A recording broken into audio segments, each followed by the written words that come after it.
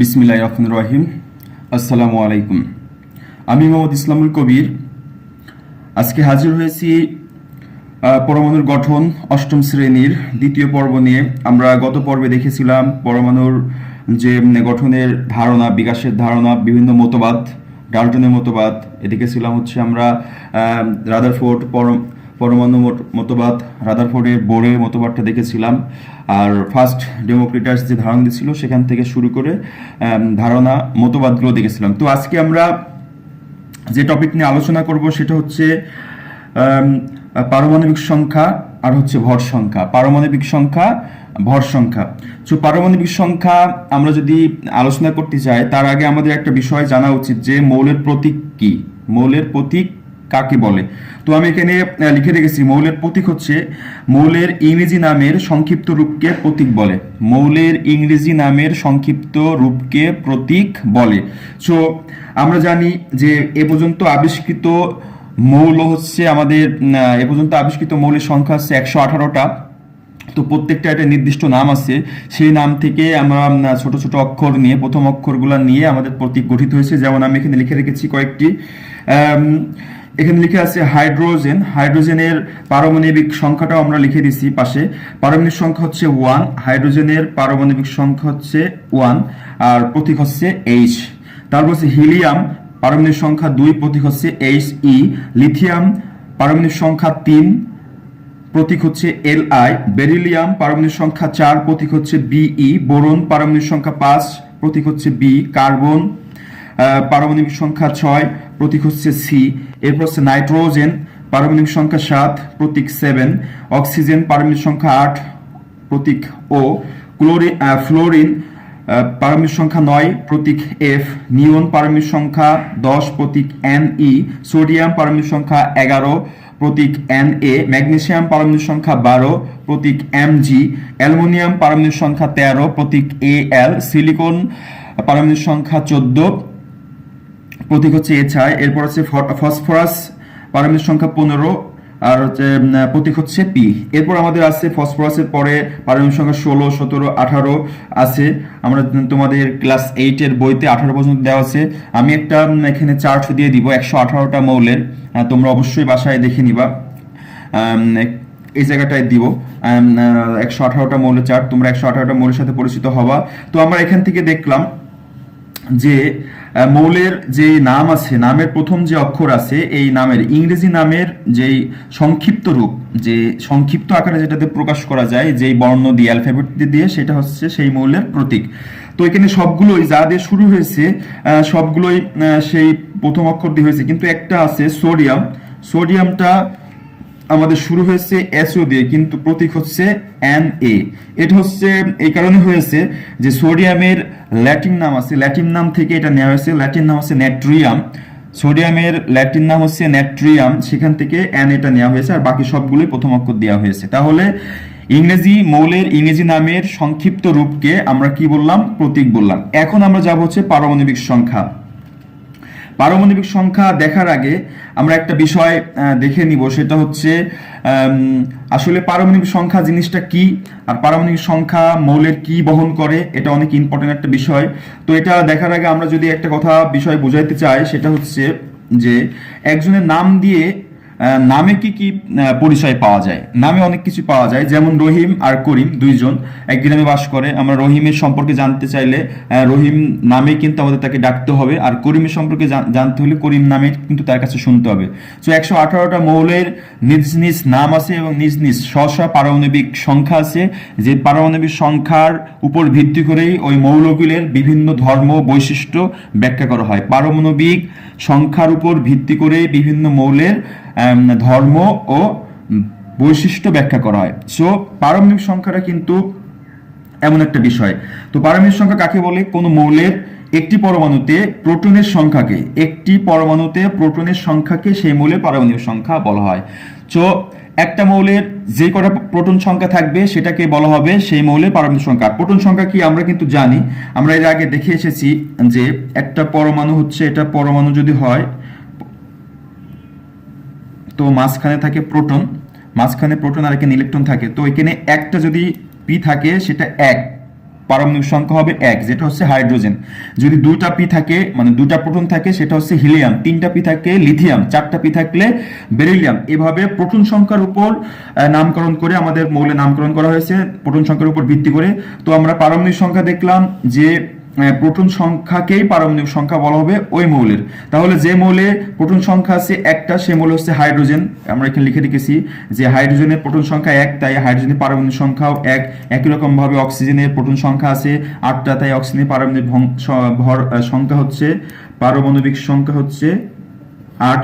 এরপর যদি আমরা নিয়ন নিই, নিয়নের একই রকম প্রোটন সংখ্যা 10টা, পারমাণবিক সংখ্যা হবে 10। তো পারমাণবিক সংখ্যা আমরা বুঝলাম কি যে হচ্ছে একটা মৌলের একটা পরমাণুতে যেই কয়টা প্রোটন সংখ্যা থাকবে সেই কয়টা হচ্ছে তার পারমাণবিক সংখ্যা। তো প্রিয় শিক্ষার্থীবৃন্দ, আমরা এখান থেকে বুঝতে পারলাম যে একটা মৌলের যে কয়টা প্রোটন সংখ্যা সেই কয়টা তার পারমাণবিক সংখ্যা। এখান থেকে তোমাদের একটা প্রশ্ন জানা পড়ে রাখা উচিত যে হচ্ছে প্রোটন সংখ্যায় মৌলের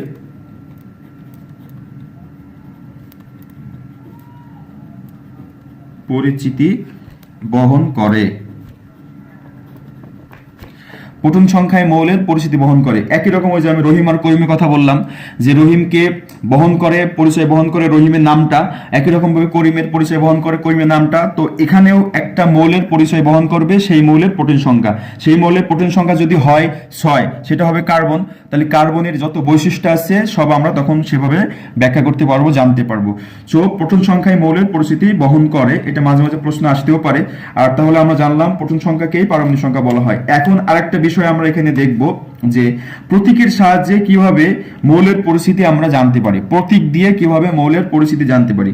তো আমি এখানে একটা সুন্দর করে লিখে রাখছি, এখানে একটা এক্স প্রতীক দিয়ে রেখে রাখছি, উপরে আছে এ, এই যে যেখানে প্রতীক থাকবে তার উপরে বাম পাশে থাকবে এ, আর নিচে বাম পাশে জেড, উপরে প্লাস মাইনাস এম।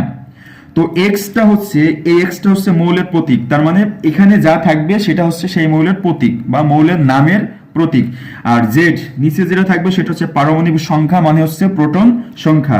আর এটা হচ্ছে ভর সংখ্যা। ভর সংখ্যা কিন্তু আমরা আগে পড়ে এসেছি যে পরমাণুতে নিউক্লিয়াসের ইলেকট্রনের ভর নাই বললে চলে, অনেক নগণ্য। সো বাকি থাকে আর আমাদের প্রোটন সংখ্যা আর নিউটন সংখ্যা। সেই ক্ষেত্রে প্রোটন আর নিউটনের সমষ্টিকেই আমরা বলবো ভর সংখ্যা। তো ভর হচ্ছে এখানে এ দ্বারা প্রকাশ করা, উপরে থাকবে, আর প্লাস মাইনাস এম আছে। এই প্লাস মাইনাস এমটা হচ্ছে মৌলের আধান বা চার্জ। আধান বা চার্জ আমরা লাস্ট টিউটোরিয়ালে জানবো আধান কি, চার্জ কি।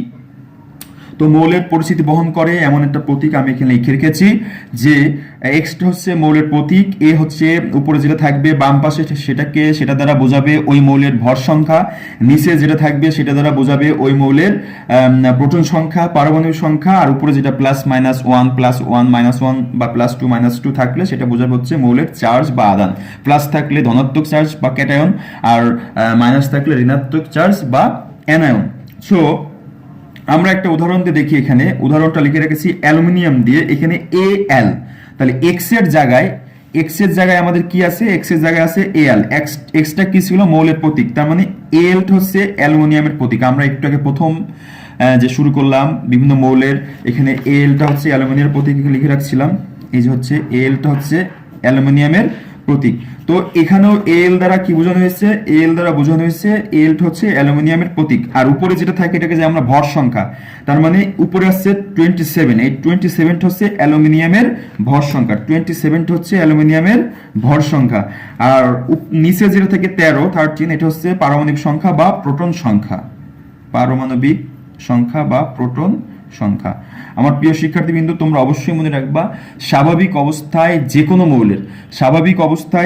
মৌলের যেই কয়টা প্রোটন থাকবে ঠিক সেই কয়টায় ইলেকট্রন থাকবে। স্বাভাবিক অবস্থায় যে কোনো মৌলের যেই কয়টা প্রোটন সংখ্যা ঠিক ততটাই থাকবে ইলেকট্রন সংখ্যা। যার কারণে স্বাভাবিক অবস্থায় সব কয়টি মৌলই চার্জ নিরপেক্ষ, তড়িৎ নিরপেক্ষ, মানে ধনাত্মক আর ঋণাত্মক সমান থাকে। ওটা আমরা পরের টিউটোরিয়ালে দেখাই দিব। তো এখন আমরা এখানে একটা হাইড্রোজেন লিখে রাখছি, দেখো এইচ আছে, এইচটা অবশ্যই আমরা পড়ে আসছি। ফার্স্ট পারমাণবিক সংখ্যা 1 মানে হচ্ছে হাইড্রোজেন, উপরে আছে 3 মানে ভর সংখ্যা 3, আর প্লাস 1 মানে এটা হচ্ছে ক্যাটায়ন, মানে ধনাত্মক চার্জ একটা আছে। এখানে আমাদের অ্যালুমিনিয়ামে ধনাত্মক চার্জ 3টা ছিল, এই জন্য লেখা হয়েছে +3 মানে ধনাত্মক আধান 3 বা ক্যাটায়ন। তো আমরা মৌলের পরিস্থিতি বুঝলাম। এটা কেন বুঝলাম, আমরা পরবর্তী টিউটোরিয়ালে যখন আইসোটোপ বুঝবো বা অন্যান্য টপিকগুলো বুঝবো তখন কিন্তু আমাদের প্রতীক থেকেই ভর সংখ্যা বের হইতে করতে পারে, প্রতীক থেকে প্রোটন সংখ্যা নিউটন সংখ্যা বের করতে হইতে পারে, উদ্দীপক থাকতে পারে। সো এটাতে আমাদের জানতে হবে উপরে যেটা বাম পাশে থাকবে সেটা ভর সংখ্যা, নিচে যেটা বাম পাশে থাকবে প্রোটন সংখ্যা, আর উপরে প্লাস মাইনাস মানে হচ্ছে চার্জ, আর মাঝখানে যে প্রতীক সেটা হচ্ছে মৌলের প্রতীক। তো এখন আমরা চলে যাব ভর সংখ্যায়।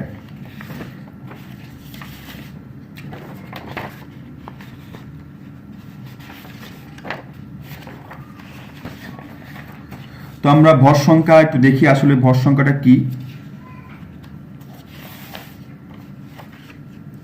ভর সংখ্যা আমরা কিন্তু বলে এসেছিলাম যে একটা পরমাণুতে এরকম পরমাণুতে এখানে যদি আমরা লিথিয়ামের একটা পরমাণু আঁকি,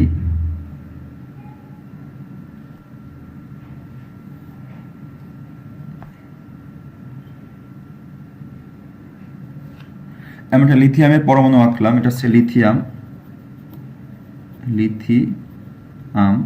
তো লিথিয়ামের 3+ মানে প্রোটন আছে 3টা আর বাইরে ইলেকট্রন আছে 3টা। আমি এখানে যে দুইটা কক্ষপথ লিখছি, স্তর লিখছি, এটা আমরা পরের টিউটোরিয়ালে জানবো ইলেকট্রন বিন্যাসে গেলে কিভাবে ইলেকট্রন বিন্যাস করতে হয় আর নিয়মটা কি।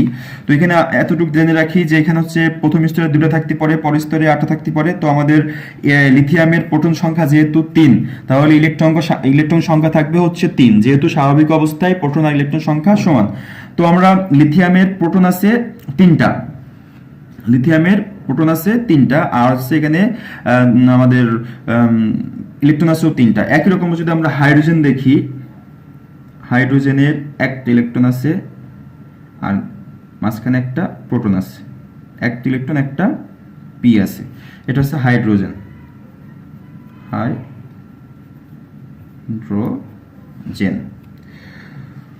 তো হাইড্রোজেনের আমরা যদি ভর সংখ্যা নির্ণয় করতে চাই অথবা অ্যালুমিনিয়ামের ভর সংখ্যা নির্ণয় করতে চাই, তাহলে আমরা বলছিলাম যে ইলেকট্রন যদি পরমাণুতে যে কটা প্রোটন থাকবে মানে যে ইলেকট্রনটা আছে, ইলেকট্রনের ভর অতি নগণ্য। আমরা প্রথমে দেখছিলাম প্রথম টিউটোরিয়ালে ইলেকট্রনের ভর নাই বললেই চলে, তাহলে বাকি থাকে আমাদের প্রোটন আর নিউট্রন। যদি আমরা এভাবে দেখি যে এখানে আছে ইলেকট্রন আর এখানে আছে আমাদের পি আর এন, প্রোটন আর নিউট্রন। তো প্রোটন আর নিউট্রন, তাহলে ইলেকট্রন বাদ দিলে আমাদের বাকি অবশিষ্ট আছে প্রোটন আর নিউট্রন। সেই ক্ষেত্রে একটা পরমাণুর ভর বোঝাইতে আমরা বুঝতে পারি যে প্রোটন আর নিউট্রনের সমষ্টি। সো তার মানে আমরা বুঝতে পারলাম পরমাণুর ভর সংখ্যা হচ্ছে একটি পরমাণুতে অবস্থিত প্রোটন ও নিউট্রন সংখ্যার সমষ্টিকে ওই পরমাণুর ভর সংখ্যা বলা হবে। একটি পরমাণুতে অবস্থিত প্রোটন ও নিউট্রন সংখ্যার সমষ্টিকে ওই পরমাণুর ভর সংখ্যা বলা হয়, কারণ ইলেকট্রনের আধান নাই, ইলেকট্রনের ভর নাই বললেই চলে, অতি নগণ্য। তাহলে আমাদের পরমাণুতে বাকি থাকে হচ্ছে প্রোটন আর নিউট্রন, যেটা নিউক্লিয়াসে থাকে মাঝখানে। তার মানে সকল ভর কিন্তু পরমাণুর কেন্দ্রে অবস্থিত, এটা বোঝা যায়। তো আমরা ভর সংখ্যা সমান এই সূত্রটা লিখতে পারি যে প্রোটন সংখ্যা যোগ নিউট্রন সংখ্যা, যেহেতু ভর সংখ্যা সমান আমরা বলছি প্রোটন আর নিউট্রনের সমষ্টি। সো ভর সংখ্যা লিখতে পারি প্রোটন আর নিউট্রনের সমষ্টি। এরকম প্রশ্ন তোমাদের এখান থেকে যদি সৃজনশীল প্রশ্ন আসে তাহলে ভর সংখ্যা যে রিলেটেড যে অঙ্ক, এখান থেকে প্রায় প্রত্যেকবারে একটা করে অঙ্ক আসে। তো আমাদের এই অঙ্কটা অবশ্যই ভালোভাবে শিখতে হবে। তো আমি এখানে দুইটা পদ্ধতি করে রাখছি। একটা হচ্ছে একটু দেখি, প্রশ্ন আছে একটি মৌলের পারমাণবিক সংখ্যা 17, পারমাণবিক সংখ্যা 17 মানে প্রোটন সংখ্যা 17 এবং নিউট্রন সংখ্যা 18 হলে মৌলের ভর সংখ্যা কত? তো আমাদের ভর সংখ্যা যখন বের করতে বলবে তখন আমাদের চিন্তা করতে হবে ভর সংখ্যা আসলে জিনিসটা কি। তো আমরা ভর সংখ্যা জানি হচ্ছে মৌলের প্রোটন সংখ্যা নিউট্রন সংখ্যার সমষ্টি। সেই ক্ষেত্রে ভর সংখ্যা বের করতে হলে আমাদের প্রোটন সংখ্যা লাগবে আর হচ্ছে নিউট্রন সংখ্যা লাগবে। তো আমরা এখানে দেখি আমাদের এখানে কি কি দেওয়া আছে। আমাদের দেওয়া হচ্ছে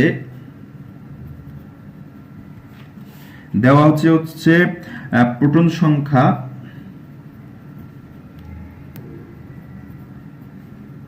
প্রোটন সংখ্যা কত দেওয়া আছে?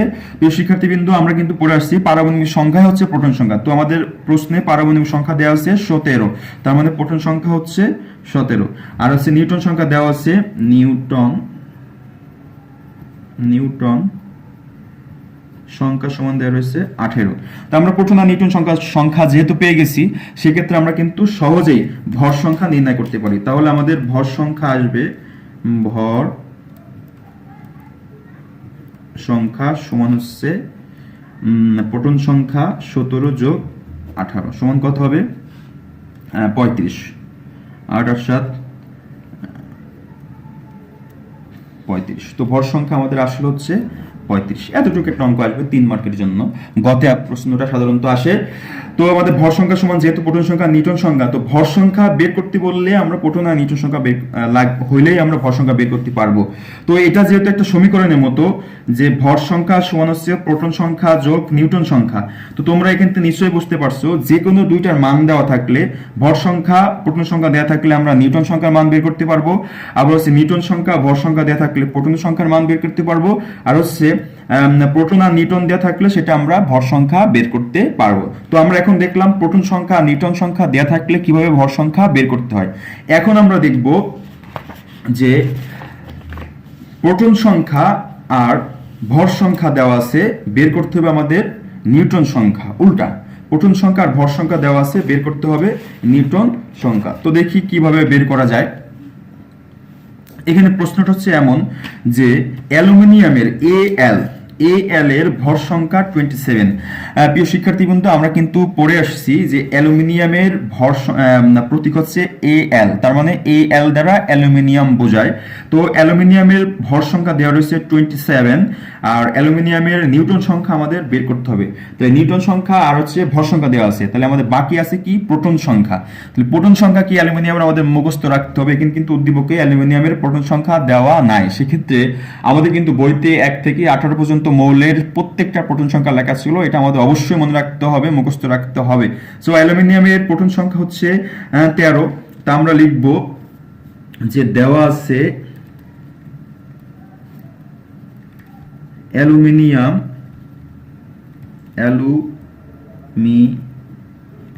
অ্যালুমিনিয়ামের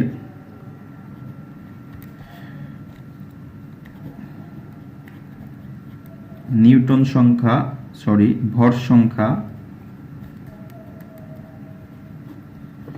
27, ভর সংখ্যা দেওয়া আছে 27।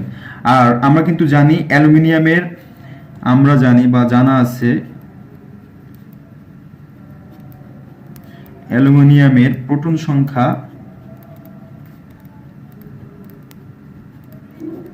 13। অ্যালুমিনিয়ামের প্রোটন সংখ্যা 13। তো অ্যালুমিনিয়ামের ভর সংখ্যা আমরা জানি 27 দেওয়া আছে প্রশ্নে, আর প্রোটন সংখ্যা হচ্ছে 13। এখন আমরা নিউটন সংখ্যা বের করব।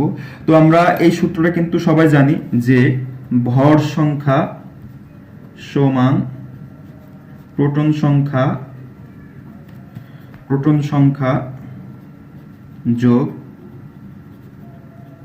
নিউটন সংখ্যা। তো আমাদের প্রশ্ন চেয়েছে নিউটন সংখ্যা। তো নিউটন সংখ্যা বের করতে হলে আমাদের কি করতে হবে? এই প্রোটন সংখ্যা সমানের বাম পাশে নিয়ে আসতে হবে, মানে ভর সংখ্যার সাথে বিয়োগ হয়ে যাবে। সেক্ষেত্রে আমরা লিখতে পারি বা নিউটন সংখ্যা সমান ভর সংখ্যা মাইনাস প্রোটন সংখ্যা। তো এখানে ভর সংখ্যা আমরা বসাই দেবো। ভর সংখ্যা আমাদের দেওয়া রয়েছে 27 আর প্রোটন সংখ্যা আছে 13। তো বিয়োগ করলে আমাদের থাকতেছে হচ্ছে 7 থেকে 4 3 বাদ দিলে 4, হাতে কিছু নাই, থাকে হচ্ছে 1, 14। তো আমরা এখানে কিন্তু পেলাম হচ্ছে নিউটন সংখ্যা 14। তো প্রিয় শিক্ষার্থীবৃন্দ, এই ভর সংখ্যা দিয়ে এই অঙ্কগুলোই আসে সাধারণত, যে হচ্ছে ভর সংখ্যা দেওয়া আছে, প্রোটন সংখ্যা দেওয়া আছে, নিউটন সংখ্যা বের করো, নিউটন সংখ্যা প্রোটন সংখ্যা দেওয়া আছে, ভর সংখ্যা বের করো। তো আমরা দেখলাম মানে ভর সংখ্যা দেওয়া থাকলে আর প্রোটন সংখ্যা দেওয়া থাকলে কিভাবে নিউটন সংখ্যা বের করতে হয়, আর আগেরটা দেখলাম হচ্ছে কিভাবে আমাদের হচ্ছে প্রোটন আর নিউটন সংখ্যা দেওয়া আছে, ভর সংখ্যা বের করতে হয়। তো আমাদের মেইন জিনিস যেটা মনে রাখতে হবে, ভর সংখ্যা সমান হচ্ছে প্রোটন সংখ্যা যোগ নিউটন সংখ্যা। তাহলে এখান থেকে যে কোনো অঙ্ক আসলে আমরা সমাধান করে বের করতে পারবো। তাছাড়া আমাদের যে 18টা মৌল আছে, 18টা মৌল সম্পর্কে আমাদের সঠিক ধারণা রাখতে হবে বইতে। এছাড়া আরও কিন্তু আমাদের 118টা মৌল আছে মোট টোটাল, আর আমাদের কিন্তু বইতে দেওয়া আছে, 8 এর সিলেবাসে দেওয়া আছে 18টা পর্যন্ত। তো 18টা পর্যন্ত অবশ্যই জানতে হবে। আর যারা আরো ভালো করতে চাও পরীক্ষায়, তারা কিন্তু অবশ্যই আরো বেশি বেশি পড়ে মৌল সম্পর্কে জানবা। আর তাহলে আজকে এই পর্যন্তই আমরা পারমাণবিক সংখ্যা আর ভর সংখ্যা টপিকস দুইটা জানতে চেয়েছি, শিখলাম। তো পারমাণবিক সংখ্যা আমরা জানি মৌলের প্রোটন সংখ্যাকে পারমাণবিক সংখ্যা বলে। আমি যে পরিচিতি দিছি এটা একটু মনে রাখার চেষ্টা করবা, তাহলে কিন্তু সহজেই বুঝতে পারবা। তো প্রিয় শিক্ষার্থীবৃন্দ, হ্যাঁ আমি আবার বলতেছি, আমার চ্যানেলটাকে অবশ্যই সাবস্ক্রাইব করবা আর লাইক করবা, বেশি বেশি শেয়ার করবা, তাহলে অন্যরা জানতে পারবে আর আমি পরবর্তী টিউটোরিয়াল বানাতে উদ্বুদ্ধ হব। তো আশা করি ভালো থাকো, সুস্থ থাকো, আল্লাহ হাফেজ।